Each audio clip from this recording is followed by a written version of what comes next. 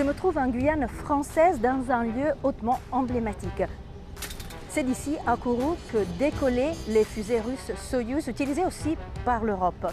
Ce lieu était le symbole de la dépendance européenne aux lanceurs étrangers. Aujourd'hui, ce site est en cours de transformation pour accueillir Maya, un mini-lanceur européen réutilisable. Mais l'histoire commence à des milliers de kilomètres d'ici, en France, à Vernon, où les ingénieurs de Maya Space développent cette nouvelle génération de fusées. Et c'est là que je vous amène dans notre deuxième reportage de notre série spéciale de Made in Europe dédiée à l'accès européen à l'espace.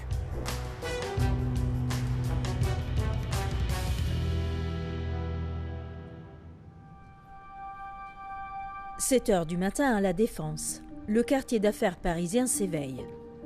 Une fois par semaine, Justine part d'ici en direction de Vernon, en Normandie, où se trouve l'usine de Maya Space.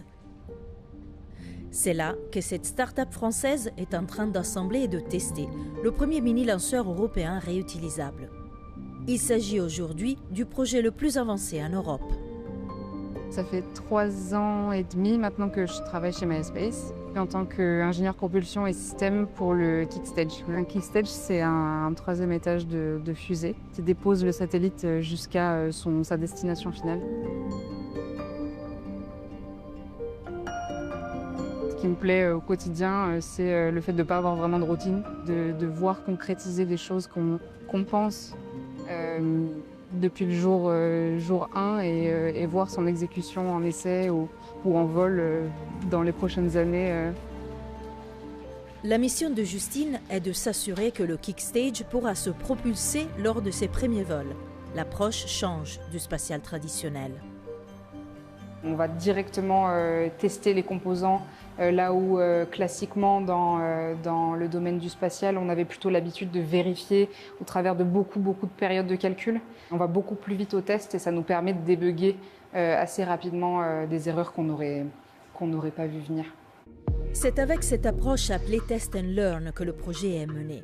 Et c'est comme ça que cette filiale d'Ariane Group, une joint venture entre les géants européens de l'aérospatial Airbus et Safran, vise à développer sa fusée en 5 ans au lieu de 10 ou 15 ans habituels.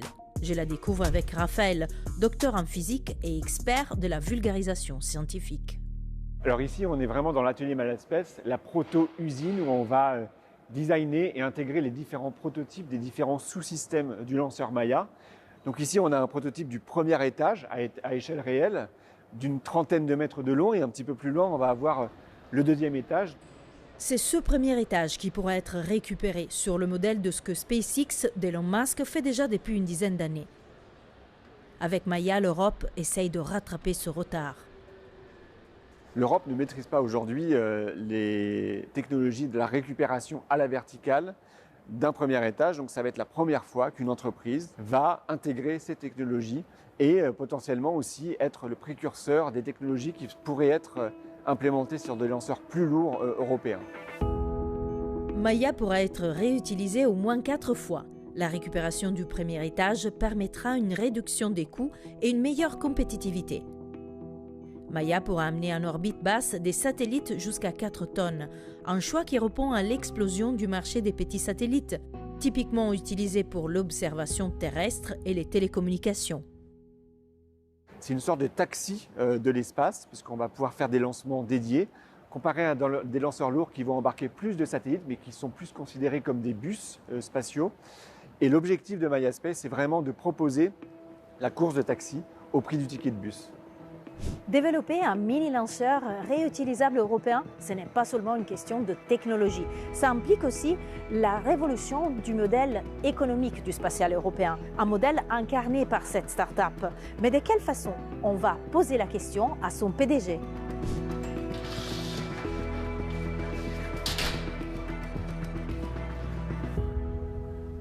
L'industrie spatiale est en train de se transformer sous l'effet d'une mutation technologique d'abord, avec la miniaturisation d'un certain nombre de technologies, la baisse très significative des coûts. Cette baisse des coûts permet de transformer des marchés de niche potentiellement en des marchés de masse.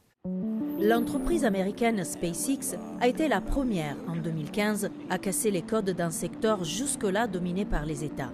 On est passé du programme spatial au produit spatial.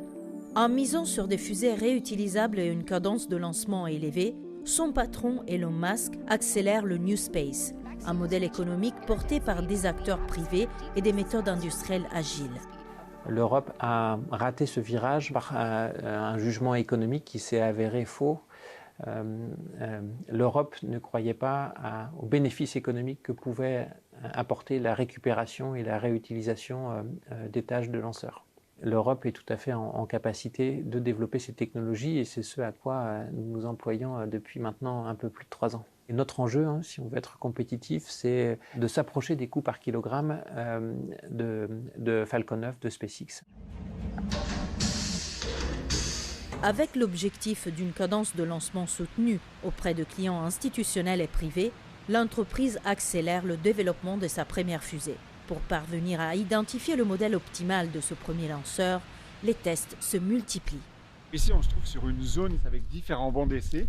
Le premier, en jaune et en rouge, il permet de reproduire les conditions de séparation des 2 étages du lanceur Maya. Et le deuxième, la structure en bétonné, permet de mesurer la résistance mécanique des différents étages du lanceur Maya consécutive à la poussée des moteurs Prometheus. Mais on peut peut-être s'approcher pour voir d'un peu plus près. Alors ici, c'est la structure qui va accueillir les 3 moteurs Prometheus qui vont littéralement permettre le décollage de la fusée en Guyane française.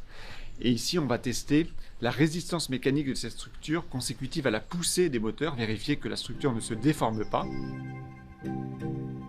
Loin d'être un échec, ces maquettes semi-détruites du 2e étage de la fusée révèlent des informations précieuses, ainsi que les atouts de la méthode de développement de cette start-up. Sur cet essai-là, effectivement, on est allé au-delà de la limite que l'on pensait être sur ce matériel-là. Ça nous a démontré un certain nombre de marges. Ça a tenu beaucoup plus que ce à quoi on s'attendait. Et ça aura pour conséquence une modification et une amélioration du design pour les exemplaires futurs. Maya Space a déjà signé des contrats commerciaux pour plusieurs années. Son premier vol commercial est prévu début 2027. Du géant Ariane 6 au petit lanceur de Maya Space, l'Europe mise sur des solutions complémentaires pour garantir sa présence dans l'espace.